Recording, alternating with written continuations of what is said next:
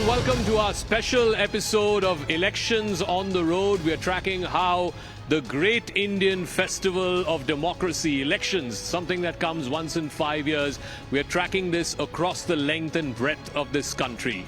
Of course, we are coming to you from the beautiful garden city of Bengaluru, where for perhaps the first time the heat is so sweltering. We're talking about 36, 37 degrees in the daytime, but fortunately, this is a pleasant summer evening, and we're coming to you live from the St. Joseph's Institution right in the heart of Bengaluru city. The temperatures are rising on the campaign trail as well. Elections are due in the next few days. Bengaluru votes on the 26th of this month, Friday.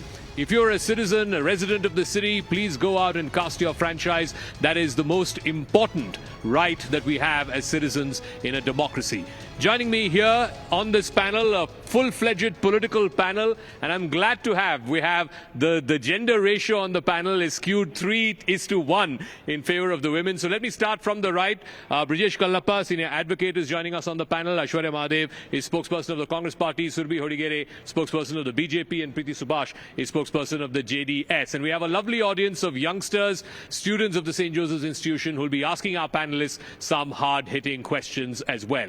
But let's, at the outset, define what this election is all about. The one word you hear out on the campaign trail is guarantee, whether it is the Congress's guarantees or whether it is Modi ki guarantee. So let me ask the political spokespersons to lay out what is the overarching issue in this election. Let me start with Aishwarya Mahadev. The Congress's 5 guarantees. The BJP says these are freebies, these are revdies, it doesn't work. You're only adding 50-odd thousand crores to the state budget. How are you going to sustain this?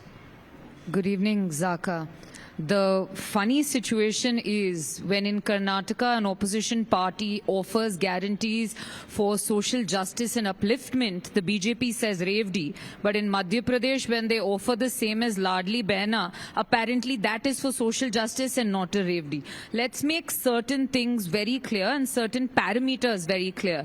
A lot of people here in the audience have a certain amount of agency and a certain amount of independence that they do not need the sort of social welfare that states offer them. Just because they do not need it, to dismiss it is extremely disrespectful to the large section of society who are beneficiaries today.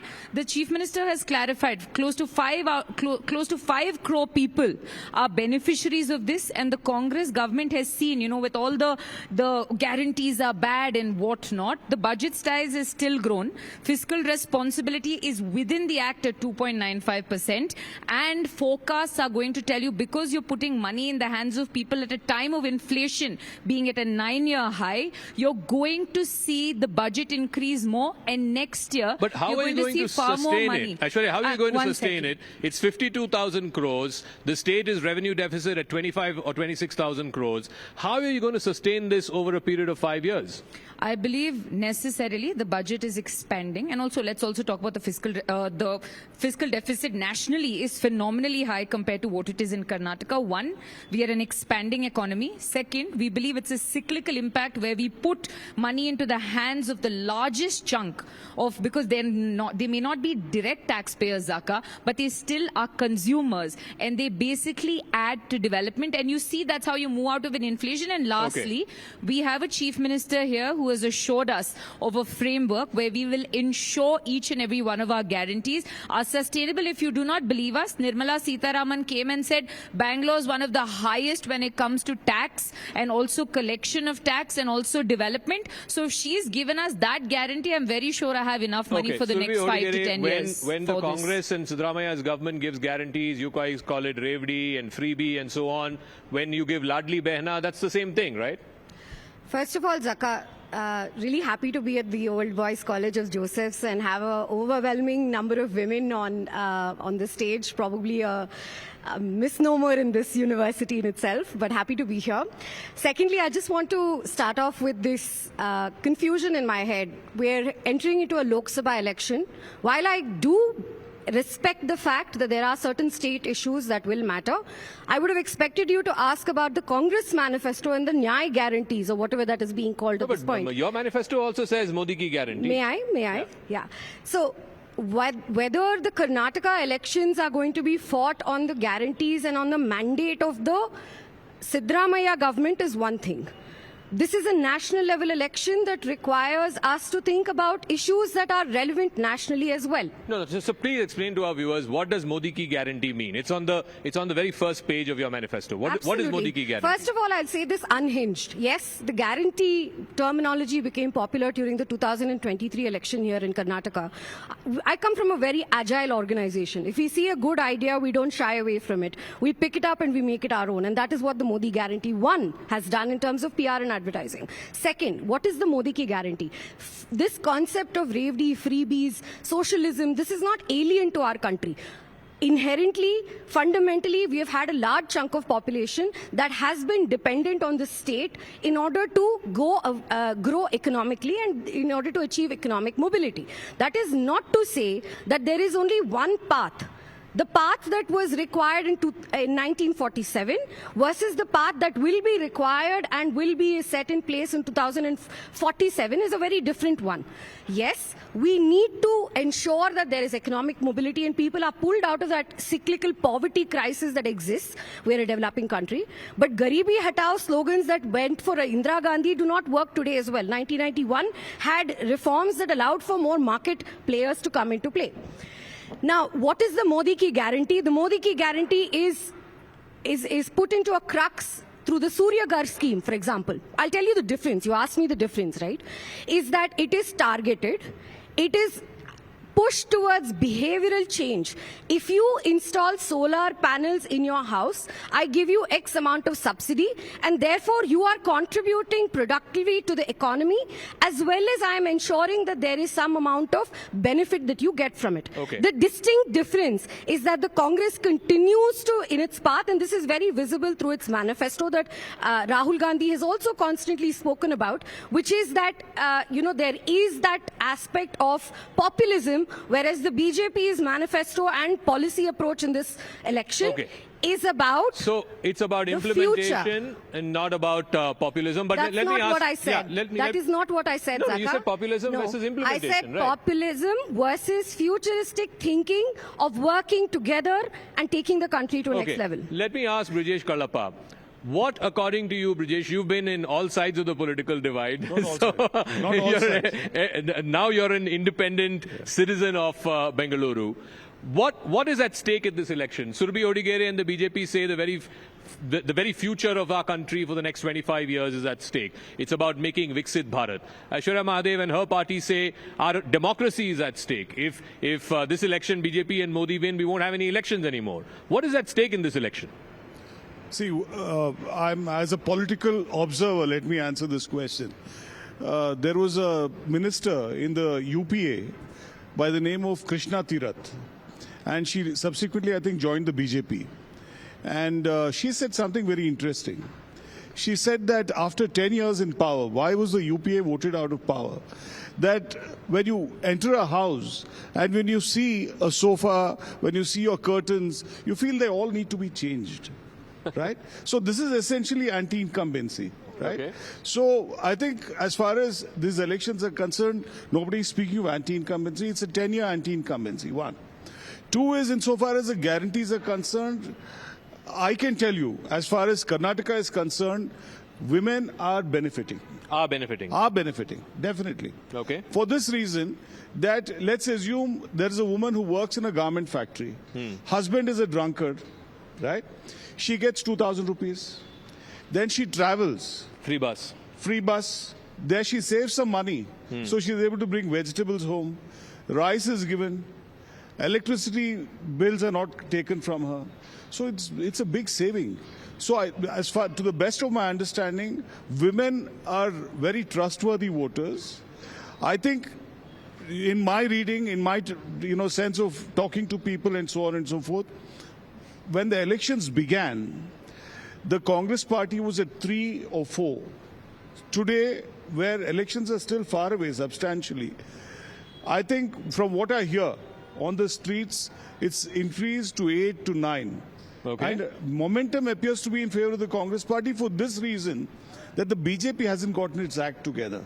Okay. Whether it's in Shimoga or in Hubli Dharwad, they haven't got their act together. Okay, I'll get to those in 1 second, but Surbi, please respond. Brijesh saying that, and you know, to be fair to him, he's neither with your party nor with the Congress. He's an independent political observer now. He's been everywhere and he's realized the best place to be is to be independent political observer. He says you haven't got your act together. When this election started, momentum was with you, but now the momentum seems to be shifting to the Congress. That's his argument. He's fair to have that opinion, and I don't know how to rebut that, given that the Prime Minister's roadshow, both in Mangaluru as well as Mysore, saw an overwhelming response in favor of the BJP. The differences he speaks within our party it's a natural phenomenon that happens when there are X number of aspirants, which is unlike in the Congress party where ministers refuse to contest and their sons, daughters, aunts, nephews, in-laws were requested to contest, right? So it was a problem of plenty that we had, and it's good. We like opportunity. We like competitiveness. Okay.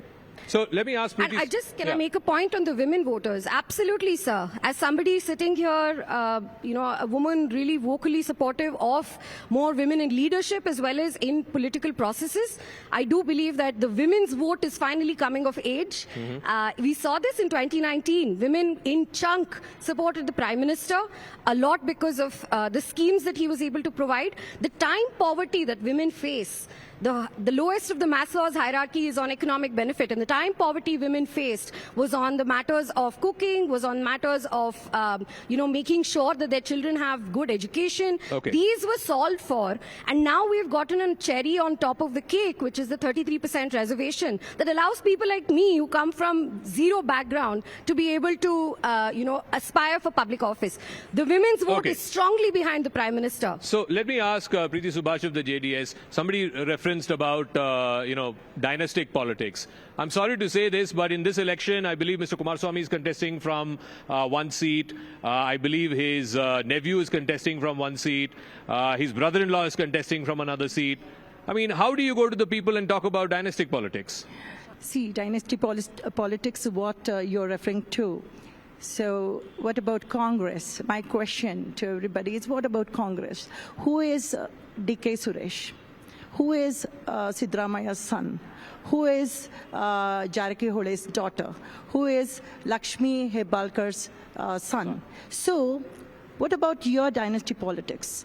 This is what you were preaching about and always accusing JDS of dynasty politics. See, this is people. It's a mandate given by the people, for JDS all this while. It's not the Congress or the other parties. It's the people. Why? The soil of the son of the soil. It's not very easy to name. People calling as a son of a soil.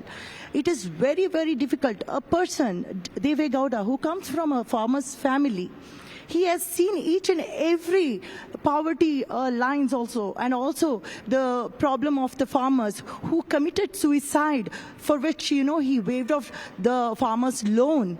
And today some of the farmers... Tell me, why did you have to tie up with the BJP? Many are saying, you in the last assembly election, you got reduced to, I think, under 10%. You're a 9% vote share party. Your MLAs also came down to single digits. Is this a reason for survival? Are you tying up with the BJP because you don't want IT, CBI, ED against your back? So I will tell you, if you look at the history, after emergency, what happened? Jai Prakash Narayan's movement, if everyone knows. We had this Janta Parivar, and we all of us, including Ramakrishna Hegde and Deve Gowda ji, J.H. Patil, they all were in same Parivar. So for several reasons, they parted ways, but still we are same. The JDS and BJP,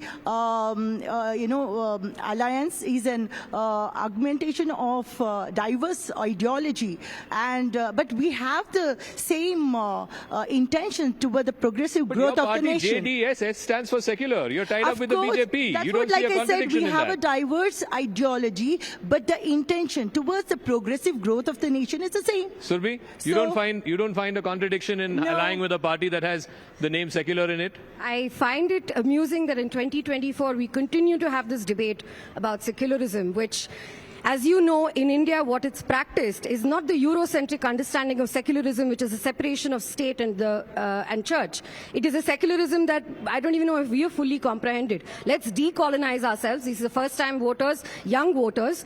In India and Bharat, we have always had a seamless intermingling of what this dharma of this land means and how it shapes our thinking and our institutions. Decolonize ourselves to understand this better and not go into these semantics No, but of the word secular. many are saying, your detractors are saying that, the reason why Mr. Modi and your party are asking for 400 seats is you want to remove the word secular from the constitution. These are the... This is what your detractors are saying. The Congress party has had a lot of experience in amending the constitution, and the amendment that exists in the constitution to allow it to change, and it's a dynamic document. Whether the word secular is going to remain or is going to be taken away is not up for conversation. It is in the preamble. There is a very clear judgment on the Keshwananda Bharati judgment. Why are you then spreading canards? Why are you spreading rumors? Nobody can change the constitution of this country. The Prime Minister today talked about it. Not what in I his said. the Prime Minister said संविधान को ऐसे कोई छेड़ नहीं सकता. Those are the exact words that he used. So then why are you scaring people? Why are you fear mongering? Zaka, just a few responses, and I hope you will indulge me on this, because while I did hear the diatribe and the lecture on philosophy, a few facts. I don't need a definition of what secular is or Jatyatita is, but the fact is Yediyurappa, when he was Chief Minister in the Vidhan Sauda, said there are no bigger opportunistic politicians than H.D. Kumaraswamy and his father won. Nirmala Sitharaman in 2011 turned around and said there is 1,500 crores of corrupt money with the JDS. As recently Mr. Vijendra has spoken about H.D. Devegowda, the Prime Minister previously in his election had called them a B team of another political party. So this is nothing more than political opportunism, because on the JDS's side, Kumaraswamy has cried more than enough times to say, he's been betrayed by the BJP, and this starts from 2006 onwards, right? I did not interrupt, and I will complete what I'm going to say, and then you can say what you have to. Second, when you talk about this idea that Modi's rallies had so many people, Nam Kannadadalli there's one saying, Madveg hodoralla mui hakala, samaveshik hodoralla vote hakala anta. Massive crowds are not an indicator of a vote. The same way the BJP said it against Tejasvi Yadav in Bihar, that is the same indicator. And last, Zaka, you talk about Modi's guarantee being the greatest reinforcer. You ask me why it's I didn't say it. One The second, BJP yes, the folks are BJP, saying it. yes, sorry. Don't When she blame said, me no, for it. I will not, Zaka, and I won't say you misinterpreted me. Because the BJP said, it's a national election and whatnot. Today, every election is being run as a Prime Minister Modi election, because he is not the star campaigner. He is the beginning and the end of the BJP for them. We saw what happened to the beginning and the end of Prime Minister Modi in Karnataka, where they got trounced, and Modi's guarantee was this. I'm going to just complete. I will not. Quickly, I need to open this up to the audience also. Very simple. Modi's guarantees from 2014 were 20 lakhs, 15 lakhs in your account, 2 crore jobs, doubling farmer income, MSP at a higher rate, implementation of different reports. None of those guarantees are implemented. Quick response, and then I want to open this up to our audience, our young audience who wants to ask questions. All right, Aishwarya, please yield. May I get a quick word and then Shanti can. I'm glad that, we brought up the alliance drama, because there's one more alliance drama happening, which is the Indie Alliance. The Indie Alliance, when they were brought into play, had a good number of parties. First, the TMC left. Other parties followed. And now you have a situation where Rahul Gandhi, who first started contesting in Amethi, the Gandhi bastion of Amethi, left Amethi in 2019, ended up in Kerala in Wayanad. The reason I'm bringing this up for your information, Aishwarya Mahadev, is because the left in Wayanad has gone against Rahul Gandhi themselves contesting. While there have been issues with the JDS-BJP alliance, we have had several Samanvaya Sabhas, we have had very good meetings where we've discussed how is it that we bring these two diverse parties together. The Congress party, unfortunately, does not know how to work with alliances, because it has the big brotherly attitude. We're the grand old party. Why should we work with regional parties? You have 50 Prashanti, you have 50 Prashanti, and then I have to go to the audience. What did So you Prashanti, one second, please. What did you do to midnight Prashanti, You and I can go back and 1 forth. second, please. But the truth is that you have Let 50 Prashanti get a word in. Let Prashanti get a word in, then after that the audience. Do you all know why India Against Corruption movement happened? Anna Hazare's movement. It's all because the scams by Congress. Notional the 2G loss scam, was the the BOFA word on the scam, 2G the CWC She's scam. talking, don't interrupt. Yeah, and all these stepping in scams. for the Why? alliance. How much of money is being looted by Congress you know, Anna Hazare and everything. No, one second. One second. The reason why I'm talking about you corruption were in here is- alliance with the same party from 2018. Sir, no. Which one? With Congress. So unfortunately, it's the greatest mistake, which we have learned now after the Congress backstabbing us. Okay. You know, we've learned the mistake. Okay, let me go to Sir, the audience. I'll come back to you. The audience has been waiting. And then you can go to the audience. So the audience knows better. See, in 2019, the Congress party had an alliance with the JDS. Yeah. Arithmetically, there was no way the BJP could have gotten as many as 26 seats. No way. Okay. So I'm only saying that arithmetic is different from chemistry. From chemistry. Okay. Let's get some questions from the audience here. Yeah. Okay. The gentleman there in the blue shirt first. If Ritu, my colleague, can pass a mic to him. Yeah. Go ahead. Good evening, everybody. My question is simple. Out of the 125 countries in the World Hunger Index, India stands 111th in the 2023 index and 107th in the 2022 index, whereas neighboring countries such as Nepal, Pakistan and China rank above India. So why are we still lacking? Is the current government unable to approach the people of our country, or is it not trying also to improve the World Hunger Index? Because Surabhi, please respond. Why are we 100? What was it? 117th? 111th. 111 on the World I'm Hunger glad you Index. asked this question. Can I know your name as well, please? my name is Shuhotra. Suhotra, thank you so much for asking this question. Not just the World Hunger Index, there's also the Democracy Index. I forgot what the name of it exactly was. There's a bunch of such indexes, and somebody who has had the time to live abroad as well as study how these organizations work and function, we have a crucial argument to bring up over here. In the World Democracy Index as well as the World Hunger Index, we rank behind Pakistan, whose economy is much smaller, whose political situation is in crisis, growth rate is much lower. This has been brought up at the government level as well, and otherwise too, that there is a flaw in methodology, and you and I can have a larger discussion post this debate. But that flaw in methodology is also very much against the global south. Countries from the global south have raised this in UN and other international forums.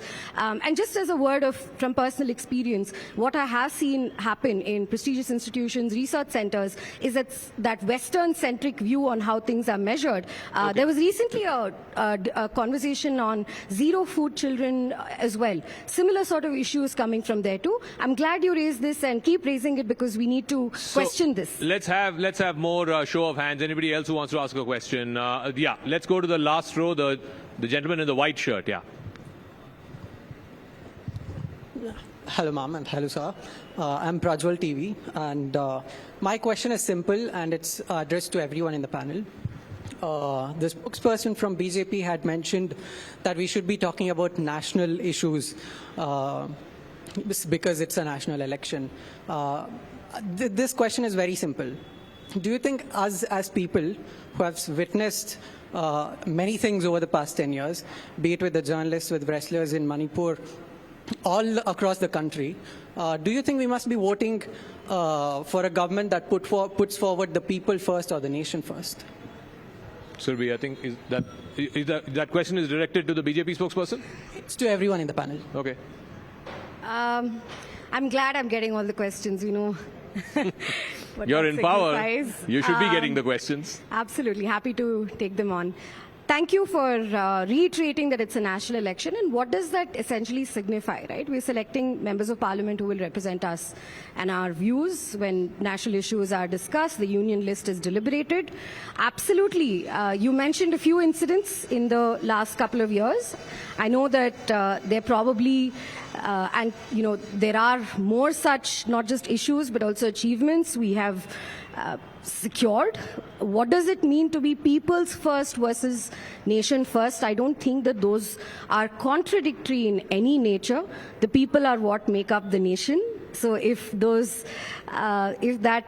does it mean when the BJP says nation first, nation first? I want to bring in a foreign policy example.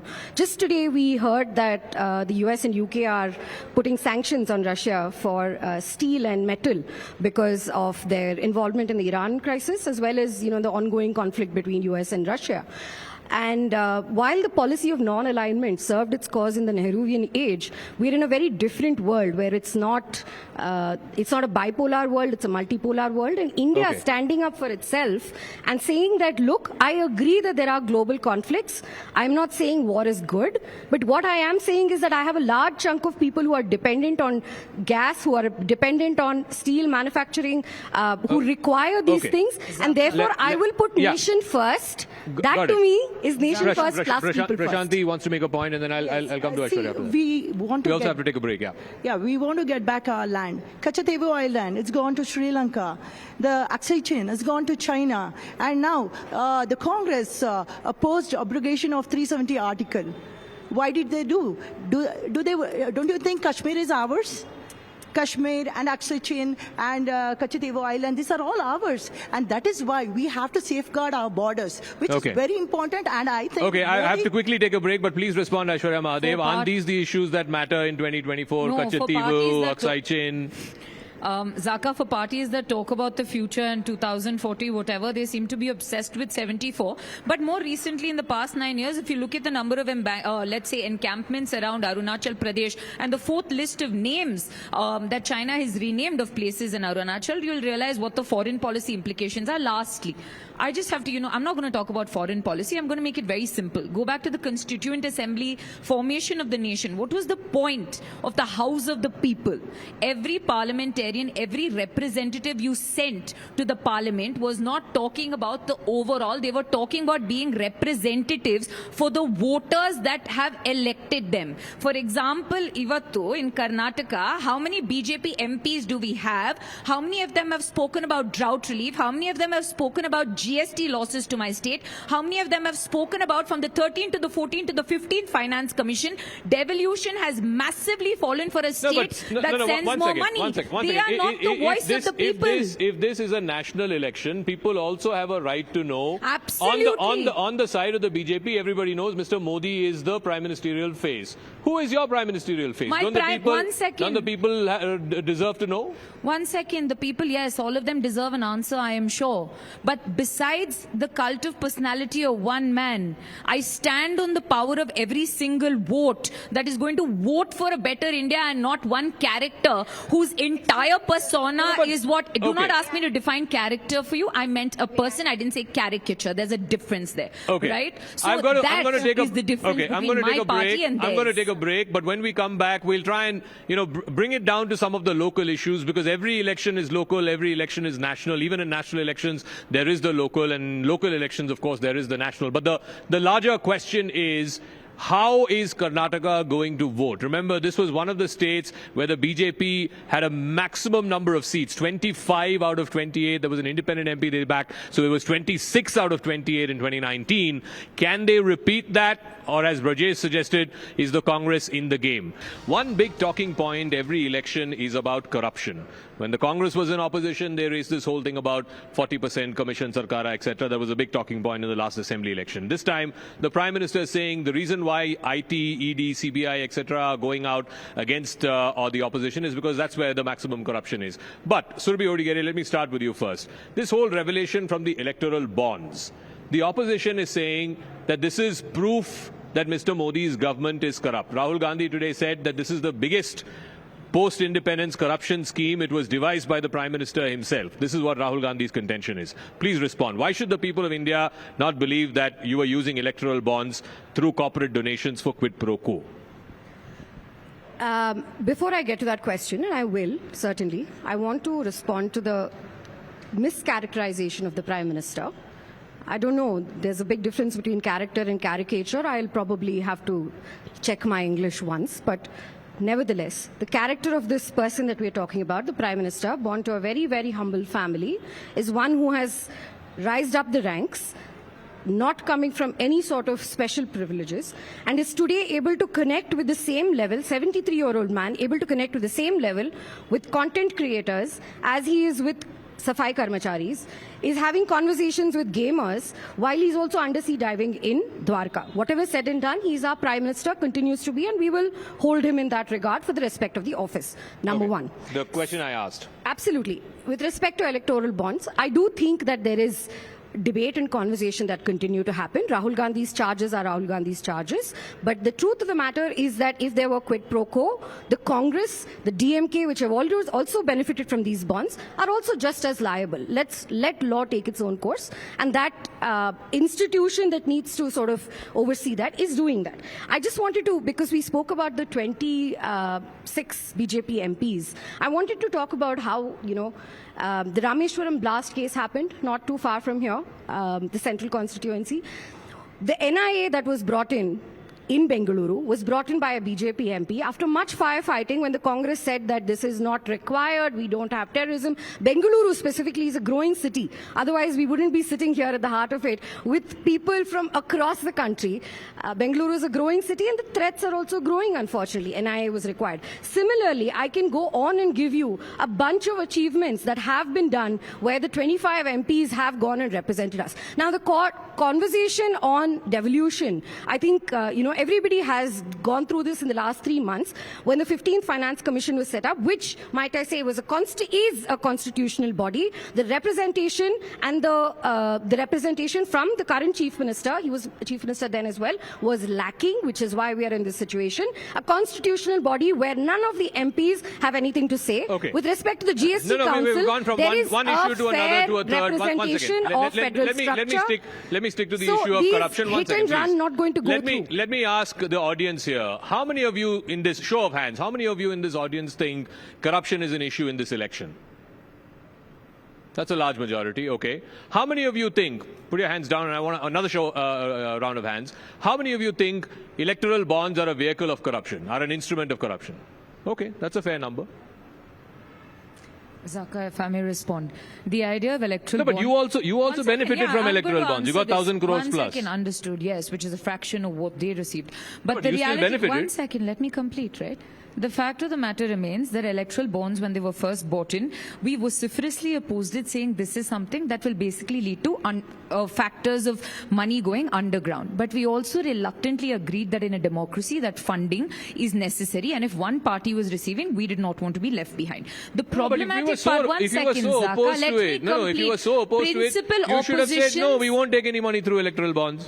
Principal opposition of that would have been absolutely fabulous, which is what we wanted to, but to level the playing field, especially because you keep seizing accounts and whatnot. But let me get to the point. The problematic part of electoral bonds is if you look at the sequence of donation to parties from one, entities that have never declared profit, which technically is a violation of company law there, and second, entities that wonderfully donated to particular political parties right after they were issued summons and show cause notices for either CBI or ITED for violations under PMLA or the FEMA, right? That is what is problematic. And second, you talk about a personality of a person that speaks to gamers. You saw what they did with trying to kill the entire gaming economy that happened. You also think, understood, the personality of a person may be absolutely wonderful. Does that make them the be-all and end-all of the nation? No. We are a democracy and let's will not digress. continue to be. Let me go to Brajesh, please, on this. Brajesh, I am of the firm view, and I was in Chennai last week, and I asked people, again, an audience like this, is corruption an issue? And majority of them said no, because every party pays. Every party is giving, some is giving 2,000, some is giving 1,000, some are giving 500. So why is corruption an issue? And people are willing to pay. You're willing to pay your BBMP fellows, you're willing to pay your sewage board fellows to get your work done. This is how it has always been in this country. Zaka, as far as corruption is concerned, I agree with you that voters actually do take money, right? But I also would like to tell you that the Teflon that Mr. Modi had before the electoral bonds issue came to light has been dented a bit, because there clearly are charges of quid pro quo, and it's visible. No, but even now, the personal allegations, there are no personal allegations against Mr. Modi. Personally, he is seen as above board. There may be allegations against his party, against his government and so on, but personally there are no allegations against him. No, I'm not saying that there are personal allegations against Mr. Modi. I'm only saying that, one, the fact that he's heading the government; two, the fact that he very strongly argued for a electoral bonds scheme; three, the manner in which electoral bonds was tried to be stymied in court. repeatedly, not once, twice, 3 times, 4 times. So I think this is to some extent dented. Okay. And I'm speaking completely neutrally. Okay, very quick response. I need to go back to the audience for more questions. Sure, this audience might be a little young, but I want to remind you of the pre-2014 era where things like money for ministerial posts through the Radia tapes, for example, the scams that came out, scam for everything, fodder case, Lalu Prasad Yadav, India Alliance member, was so common that the whole concept of black money in politics was quintessential.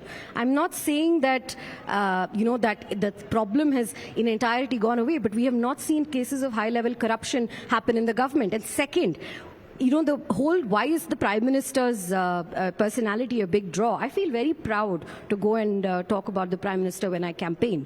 Because first and foremost, having that kind of dedication is not something that you just get every day. It is a result of good amount of hard work. Whereas on the other hand, a person like Rahul Gandhi, who has been born into privilege, who has had multiple chances at electoral victory, and even today, why is a Mallikarjun Kharge not named as the Prime Ministerial face? Because just when there is a president, when there's a Prime Minister selection, of course the Gandhi family will need to have their place in.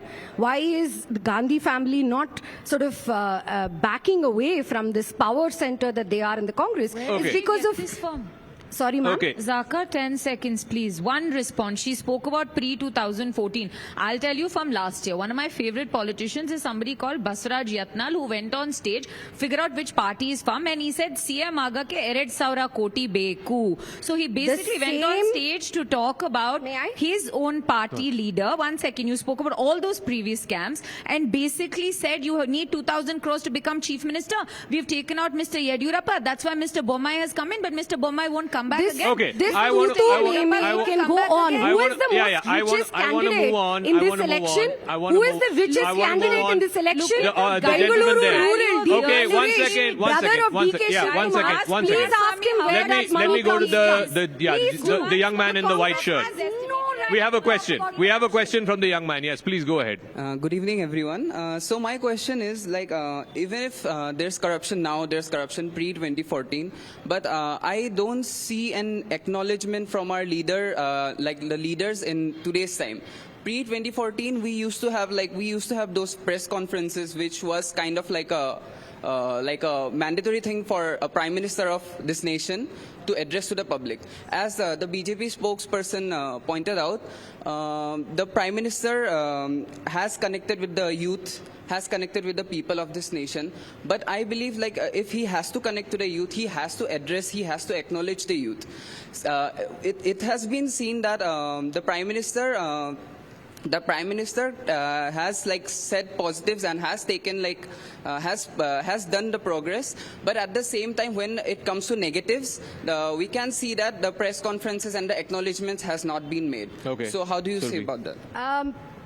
You mentioned that the Prime Minister can do better. Is that specifically to press conferences? I think the mantra there and the style of politics also. Press conferences happen regularly in the party office, from the government as well. The Prime Minister has a habit and tendency to connect directly with young people, which is why these sort of conversations happen across different medium, social media, across different medium. But I take your point and acknowledge it. Okay, let's get more questions in. Yeah, the gentleman in the red shirt and then the gentleman in the black shirt. Yeah. Okay. So my question is for the Congress spokesperson. So recently, it's regarding the implementation of NEP. So NEP offers a India-centric education for us, and BJP wants to keep it, whereas Congress wants to modify it. So how would you justify changing something that favors the students? So that's the only question I have. Yeah. Do you unequivocally believe that the NEP is beneficial to students across the board, South and North India? So for me, in this state where I'm living, it is beneficial for me. So yeah. Can you give me one example how? So it offers an option between doing a 3-year undergrad course or doing an honors with a 4-year course. And it's a national education policy. Why are you changing it from state to state? 1 second. A lot of states, especially southern states, which have a large amount of respect for the linguistic diversity that come out. 1. Second, it was the lack of consultation that happened with states as stakeholders. And third, we believe holistic education, because the draft of the state education policy is coming up. That language is being imposed. I'm asking this audience. They're young students from St. Joseph's College. Is language being imposed on you? Are they part of the NEP? Also? So I was having a conversation with the administrators. They have said that the state government has put the NEP on hold. And one of the reasons is because of language. I want to ask this audience, is language being imposed on you? Are you being forced to study a language that you don't want to? May I?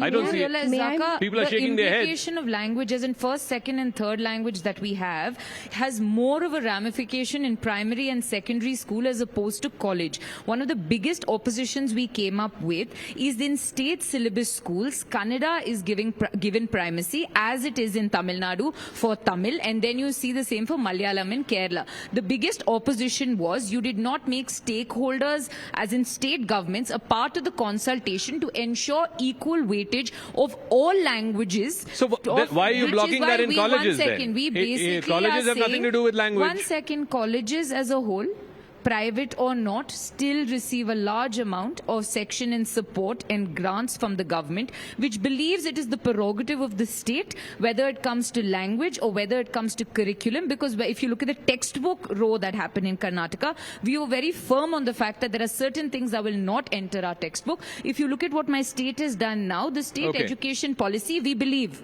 is more than at par with the national education policy, and we believe it will be helpful, and that is what we're going to go Why are ahead you, forcing people to study a third language? Why isn't Kannada being given primacy? This is the charge against you by the opposition. The Congress had a good number of years to ensure that mother tongue-led education was made policy. The NEP 2020 allows for everybody who studies in a particular land to learn the language of the land. I am a lover of my bhashe Kannada, and I had the option growing up to not study Kannada at all. I did study, but you could have taken English, Samskrita, Hindi. Whereas with the NEP, everybody who studies in Karnataka in primary, secondary education studies Kannada. That is the mother tongue. And let me tell you, it's not just about, I spoke a little bit about decolonization. When we learn in our own language, the impact it has is an incredibly different set. We should know our literature. We should know our history. We should know its importance. Today I read Basavanna and I feel pride because I'm able to read his vachanas in the language he wrote it. So that focus not only on indigenous and mother tongue languages, but also on ideas that are indigenous are incredibly important. And that's what the NEP allows for, while making us globally relevant. We'll go back to the audience questions. Quick point, please. Why Britishers could not destroy India, could not rule the entire India? It's because of the language barriers. Because of the language, the Britishers could only learn one language, that is Hindi. And if they could not destroy the entire south of India, they could not destroy many temples. It's all because, they could not understand the language. And language is very important if you want to be united. If your nation has to go front, you have to be. And if you go to Tamil Nadu, they have Tamil as a language and they don't speak any other language. That is the importance you give. Go to Germany, go to other China. They have their language. They give so much of importance. Can you ask her what language we should speak in India? Why not Can you ask her? Or Paksha Mannin Maklantarala, what language should we speak in all of India? No, they speak Kannada. But you know what? Let me go back to the audience, please. Yeah, the gentleman there in the black shirt had a question. Then we'll come to the front row here. Yeah, you also. So my question is directed towards the ruling party. Basically, as a young voter... Center. Yeah, sorry? That side or this side? The ruling party at the center. So basically, as a young voter, I am very much concerned about this country, about our country. I doubt that this country is moving towards plutocracy because you are not listening to the people's voice. When farmers try to raise their voice, you put barricaded around the state. So why you're not tolerating protest? My question is very straightforward, because in democracy, protests are part of Absolutely. Why are you an And that's anti-dissent why- party? Oh, that's a big one. That's also, very relevant to the ruling party in the state also. Right now, the protests that are allowed in Karnataka and Bengaluru are only restricted to Freedom Park, which is an absolute violation. You should be able to protest absolutely anywhere and everywhere. Now, High Court with order. High Court order said that the state government does have the responsibility to take it up. So the High Court said you can't protest anywhere else other than in Freedom no. Park? This is Why? the rule. One Said second. you can only protest in Freedom Park. Why is that? Because of disruption of For- public because- movement and also public good, but also the Karnataka government, especially, right, when there was the whole controversy of the Middle East because of international relations being so important, there was a peaceful march that was allowed through the streets, specifically by the chief minister, that said we will not stop people's expression as long as it does not resort quickly, to violence. and I want to go back to the... So it shouldn't be at the discretion of the executive. If any protest is allowed, Narita, all they're protests allowed should to be protest all. where they want. I'm sorry, ma'am. We have not gotten any. We haven't such- tear-gassed our No, but farmers answer the here. question not- that the young man asked. Are you I moving towards a absolutely- plutocracy? You don't that's tolerate impossible. protest In a and country dissent. that's as diverse as our country, where languages are many, beliefs are many, and fundamentally our land believes that you can have multiple opinions and still have a conversation. It's not possible for us to move towards So, a plutocracy. yes, It's the not lady been- here in the If that front were row. true, sir, if that were true, you would not have been seeing that there is a separate, different government here in Karnataka and a Okay. different government in the center. All right. We have a vibrant democracy. Let's not let be the young told lady by ask a anybody question, about yeah. that. And then followed by the young man behind her. Yeah. Good evening. My name is Tabitha Anslin. So my question is to spokesperson BJP. Before the question, I'll just answer one. I'll just tell one thing. The former Chief Justice of India, T.S. Thakur, and the 7 judges Constitution bench had stated that the Constitution forbids state from mixing religion with politics. So my question is, the recent event which happened in Pratishtha, done in Ayodhya Ram Mandir, seems to be a political stunt by BJP government. Is it a political stunt by the BJP government because the election is nearing? Don't mix state and religion.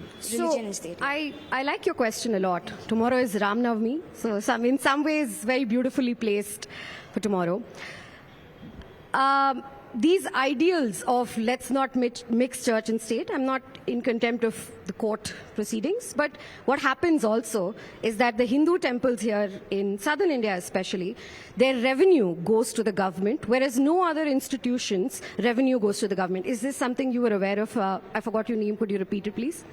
Namita? Tabitha. Tabitha. Yeah. Is this something you were aware of, Tabitha? This institution that we are sitting in here today was granted permission to have no sort of rules and restrictions in the way it functions because it was a minority-led institution. Now, am I saying that everybody needs to be taxed equally or everybody needs to not be sort of treated equally? This is the same with the Uniform Civil Code as well, right? We have different civil codes for different religious groups. Okay. If church and state, may I please, if religion and politics, if government and politics were not to be separated, our only ask is that doesn't happen anywhere. Okay. That does not happen across Zaka, different that's a lie. religions. Please don't interrupt me, ma'am.